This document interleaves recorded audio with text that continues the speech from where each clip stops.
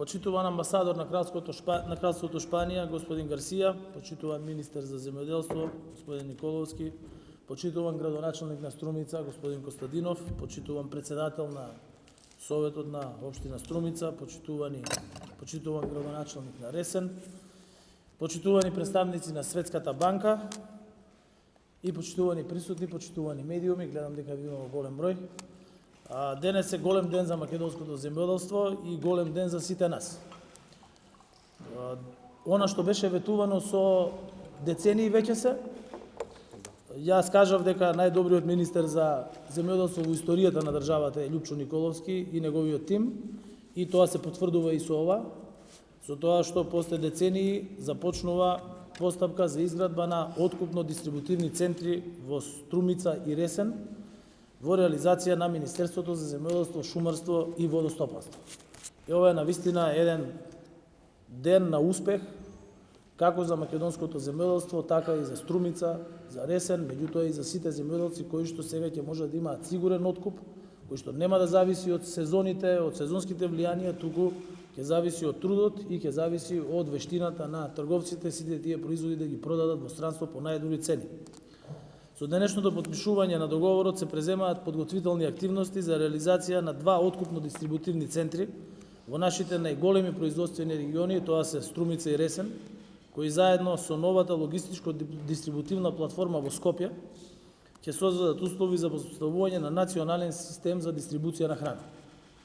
За тоа посебно благодарност сакам да упатам на Светската банка, со чии средства во вкупен износ од 46 милиони евра, обезбедени преку проектот за модернизација на земјоделството, се реализира изградба на двата откупни центри и новата логистичко-дистрибутивна платформа, која што веќе беше најавена од страна на министерот. Новите центри во Струмица и Ресен ќе бидат клучни за обезбедувањето на стандардизирано производство, сортирање, пакување, складирање и подготовка за преработка на земјоделските производи. Ако нешто во минатото се сметаше како недостаток, особено за пробирливите и со строги критериуми западноевропски пазари, тогаш со изградбата на овие откупни центри и оваа пречка ќе биде надмината.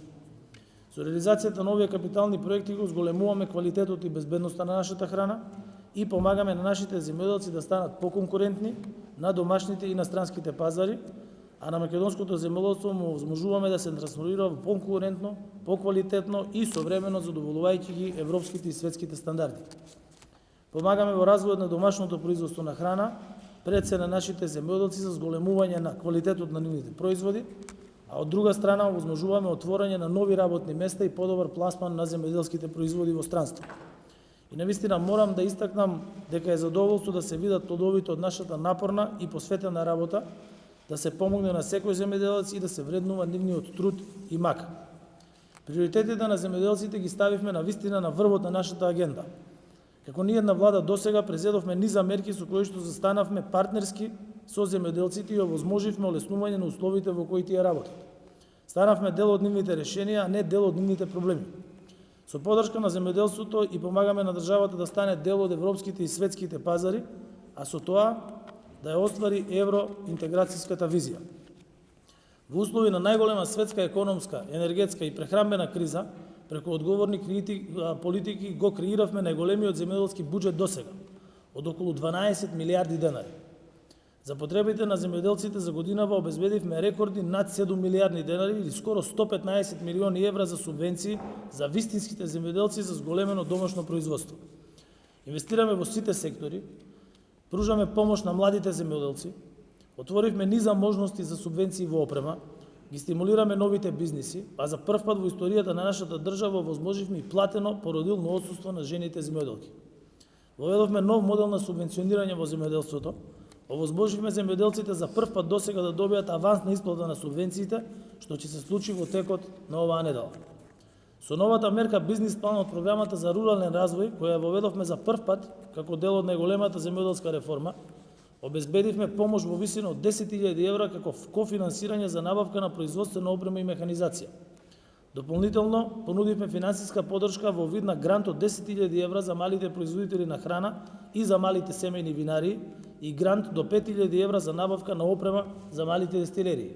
и тука резултатите се евидентни. Денес во Северна Македонија има 255 регистрирани винарски визби.